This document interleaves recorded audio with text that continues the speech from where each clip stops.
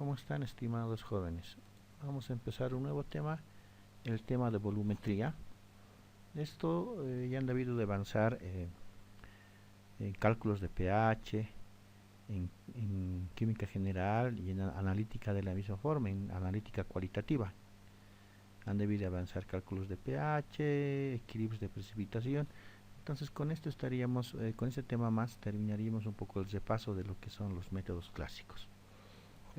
Por lo pronto, podríamos definir que cualquier análisis volumétrico es un procedimiento basado en la adición, ¿no? En la adición de un volumen de un reactivo específico para que éste reaccione con un analito determinado. ¿Ya?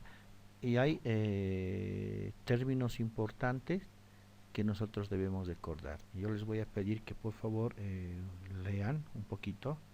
Ya podemos definir a la valoración como el proceso de la adición de un volumen medido de una disolución específica que tiene una concentración conocida para que reaccione con un determinado constituyente. ¿No ve? Con un determinado constituyente.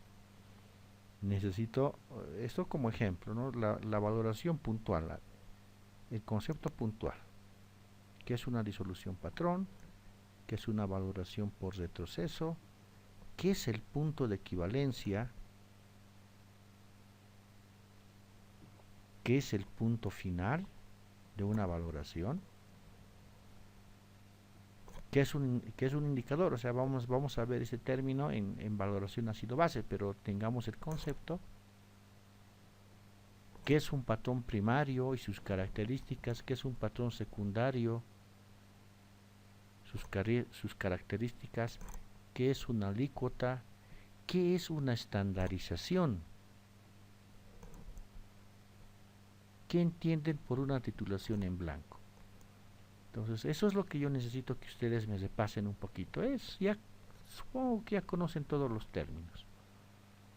Ahora, cuando nosotros en valoración establecemos concentraciones, ustedes ya saben que existen dos métodos, ¿no ve? Un método directo y hay un método de estandarización o normalización. Esto nos permite determinar, ¿no ve? Las concentraciones a través de unidades de concentraciones, que tenemos la concentración molar, el porcentaje en peso, el porcentaje en peso-volumen, el porcentaje volumen-volumen, las partes por millón, las partes por billón. Entonces, por favor, repasen un poquito cómo es el cálculo de la molaridad, de la normalidad, de la molalidad, de la formalidad. ¿De acuerdo? Ahora, vamos a desarrollar el término el método de volumetría. Pero inicialmente vamos a clasificar los métodos volumétricos. Vamos a ver la volumetría de formación de precipitación. Vamos a ver la volumetría ácido-base. Son las dos volumetrías que vamos a ver. Ya la de formación de complejos, la de óxidos de reducción no las vamos a ver.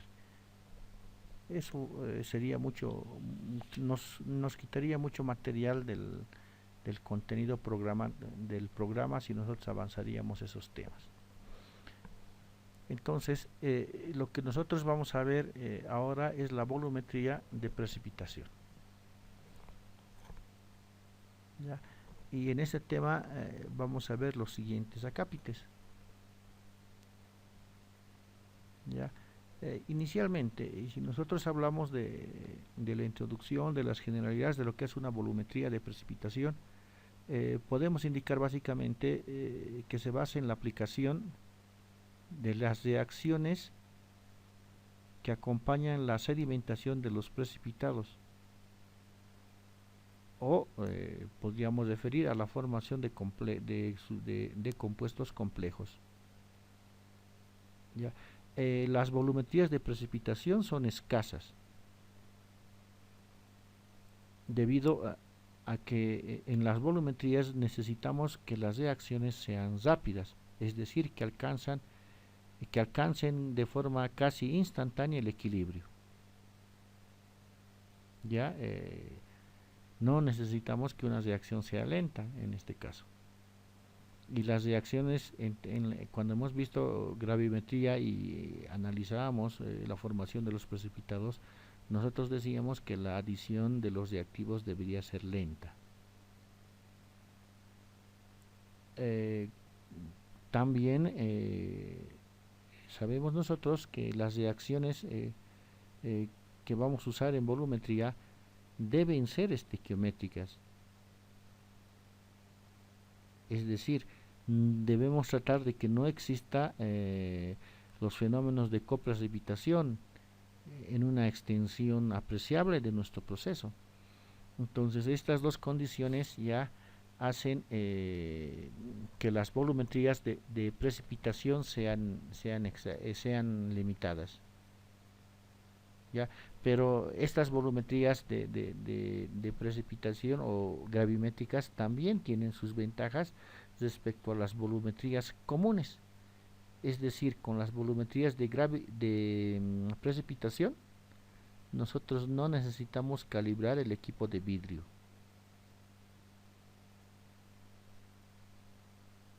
¿Ya?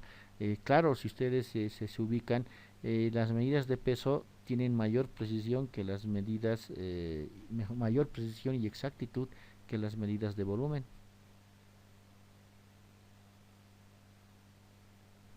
¿Ya? Otra ventaja que tendría que estas valoraciones de peso se pueden automatizar más fácilmente que las valoraciones volumétricas. ¿Ya? Entonces, entrando al contexto, cuando nosotros analizamos los equilibrios de solubilidad y analizamos el equilibrio de precipitación, nosotros tenemos dos fases. O sea, básicamente estamos en un equilibrio con la formación de una fase líquida y la formación de una fase sólida. ¿No ve? La fase líquida está formada por los iones, como dice la presentación, y la fase sólida está formada por los compuestos químicos que precipitan. Entonces, ¿cuál es la finalidad de que utilicemos reacciones de precipitación? Bueno, básicamente, una de las principales es la separación de componentes, la identificación de sus iones y la cuantificación. Claro, estamos en química analítica, química analítica cuantitativa y en análisis instrumental. Entonces nosotros necesitamos cuantificar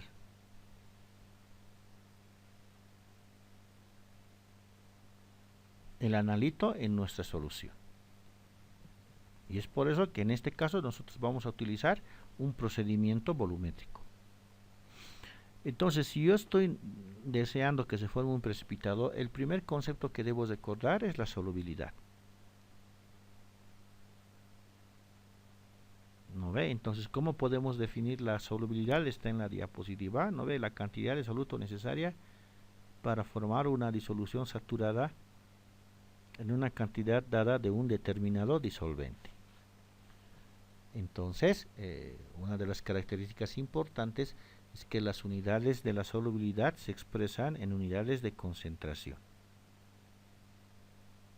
Lo que podemos indicar a través de una reacción es una vez que precipite y sigue en solución, ¿no? Ese sólido va a estar en solución acuosa, y si está en solución acuosa ha de poder formar sus iones.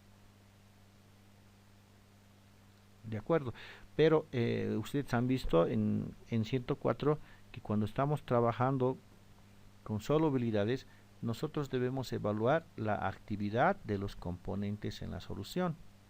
Y cuando tenemos condiciones ideales, esas actividades directamente yo las puedo relacionar con las concentraciones, ¿no?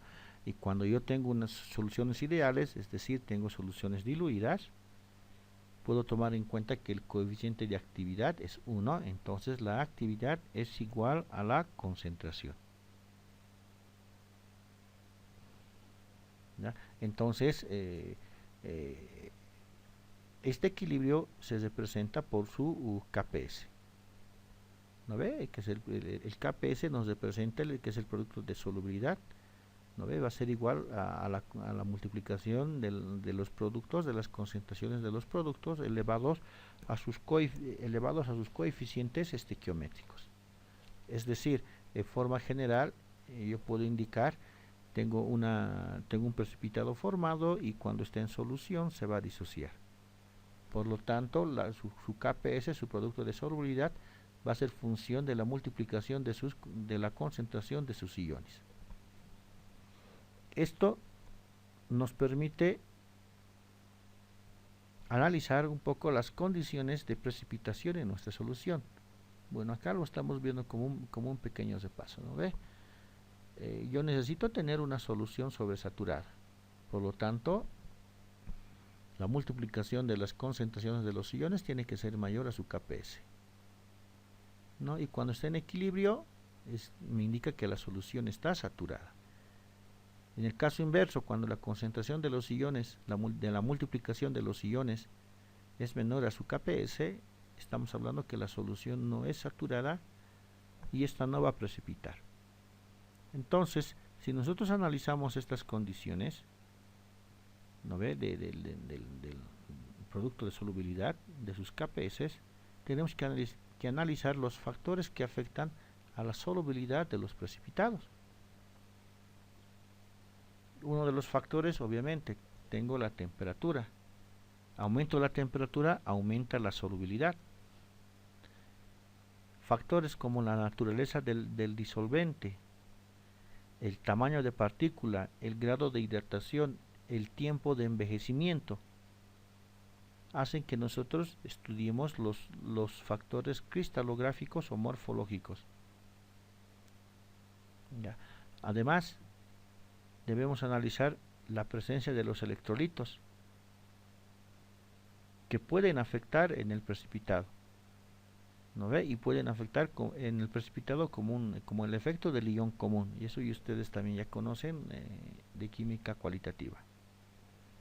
Adicionalmente, puede existir que se formen otros equilibrios iónicos, es decir, a través de reacciones secundarias. Cuando nosotros analizamos el proceso de volumetría por precipitación, lo que nosotros tenemos que analizar básicamente es los requisitos que debe cumplir nuestro proceso de precipitación para que podamos aplicar a una volumetría. Y básicamente uno de los principales requisitos es que tiene que ser cuantitativa y estequiométrica. Ahora, ideal sería que logremos precipitar todo, pero siempre va a quedar algo en la solución. ¿Por qué? Por el equilibrio.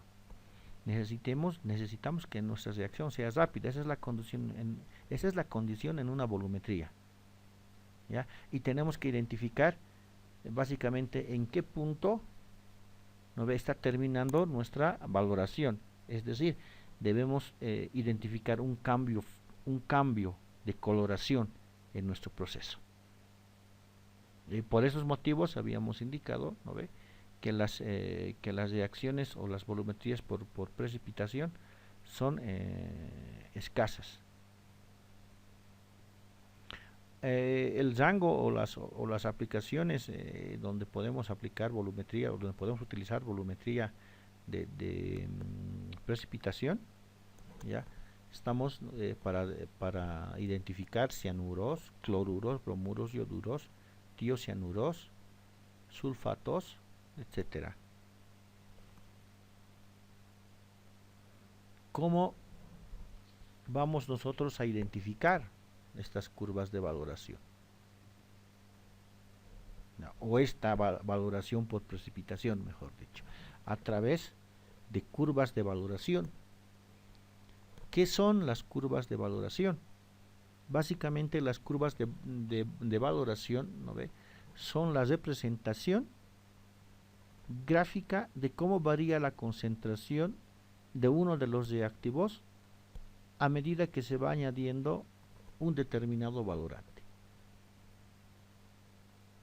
Entonces, esa variación de la concentración ya lo vamos a evaluar de manera similar a la que evaluamos el pH, es decir, lo vamos a sacar su P, ¿no? P del cloruro, P de la plata, que va a ser igual a menos el logaritmo de la concentración del ion. Existen dos tipos de curvas de valoración. Eso vamos a ver en valoración ácido-base, pero por lo menos tengamos el nombre. Vamos a tener una curva de valoración signoidea, es la que pueden apreciar en la diapositiva, y vamos a tener una curva de valoración de segmento lineal. ¿Ya? La diferencia entre las dos es que básicamente en la curva signoidea, ya los cambios importantes, es decir, el cambio de ácido a básico, se realiza en un rango muy pequeño de adición de volumen. En cambio, en la curva de segmento lineal, no jugamos o no tenemos ese inconveniente. ¿Por qué? Porque trabajamos en los extremos. Eso les voy a mostrar posteriormente, por favor. Trabajamos en los extremos y luego interpolamos. Entonces el punto equivalente lo podemos evaluar por extrapolación. En cambio acá no podemos evaluar el punto de equivalencia experimentalmente.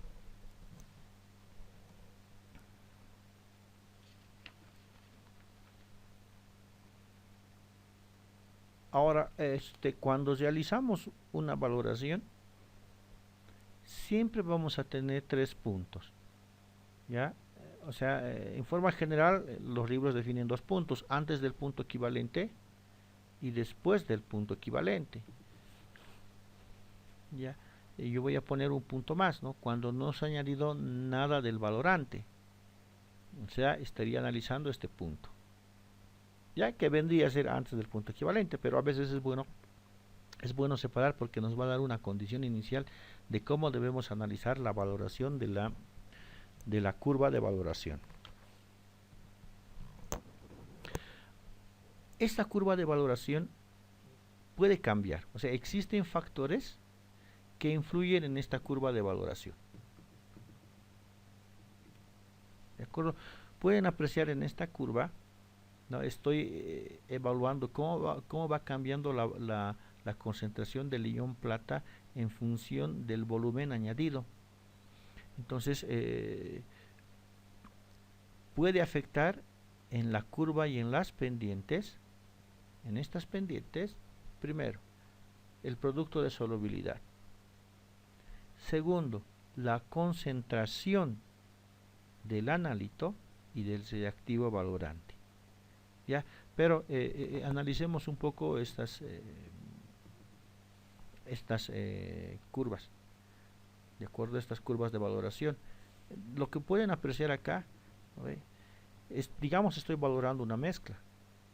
Entonces, para valorar una mezcla, yo ya no puedo hacer mi análisis de concentración de los iones en solución y decir esta concentración es mayor y precipita. Ahora yo tengo que saber en una mezcla cuál de los componentes precipita primero. Entonces precipitará primero aquel que sea más insoluble. Cuando esté precipitando el otro, cuando llegue a su punto, mejor dicho, equivalente del más insoluble, empieza a precipitar el otro. ¿De acuerdo? Cuando llego al punto equivalente del segundo, empieza a precipitar el tercero. Entonces, vamos a poder hacer los cálculos y elaborar las curvas de valoración de una mezcla.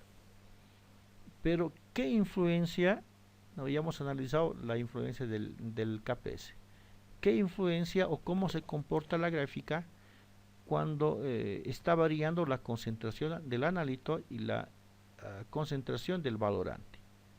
Tenemos esta gráfica que ustedes pueden evidenciar, que a medida que la concentración disminuye,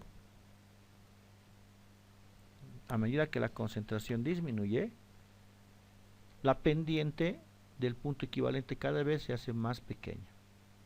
Entonces puede ser que en algún momento, si yo estoy utilizando soluciones muy diluidas del reactivo y del valorante, esto prácticamente la pendiente del punto equivalente no se puede identificar. Entonces hay que tener cuidado en esa parte, de acuerdo, de no utilizar reactivos muy diluidos. Cuando nosotros empezamos a analizar nuestras curvas, y en estas curvas vemos la influencia de la concentración de los componentes, ya podemos verificar, bueno, aquí fíjense, la pendiente es más alta cuando mi concentración es 0,1. Si yo los rebajo 10 veces, disminuye la pendiente. Si yo los rebajo 100 veces, la pendiente se va achicando. Entonces, eso va a ir a complicar el punto equivalente.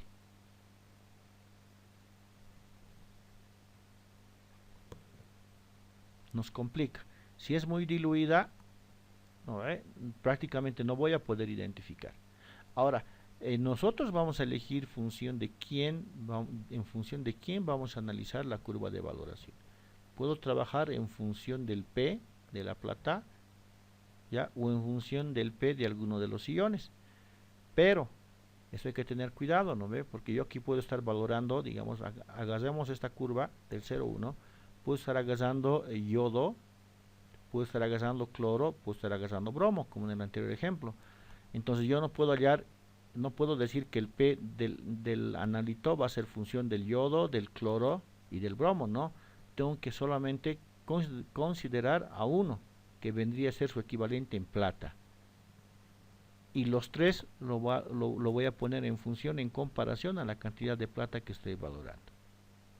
Ahora, si yo tuviese un solo ion que va a precipitar, digamos yoduro, como en este caso, bueno, no habría ningún inconveniente, ¿no ve? Yo podría valorar en función del P de la plata, tendría este sentido que estoy mostrando, o puedo poner el P del yoduro versus volumen añadido, y yo tendría esta secuencia, como si estaría yendo de pH ácido a pH básico, aquí de básico a ácido. Bueno, hasta aquí esta pequeña introducción.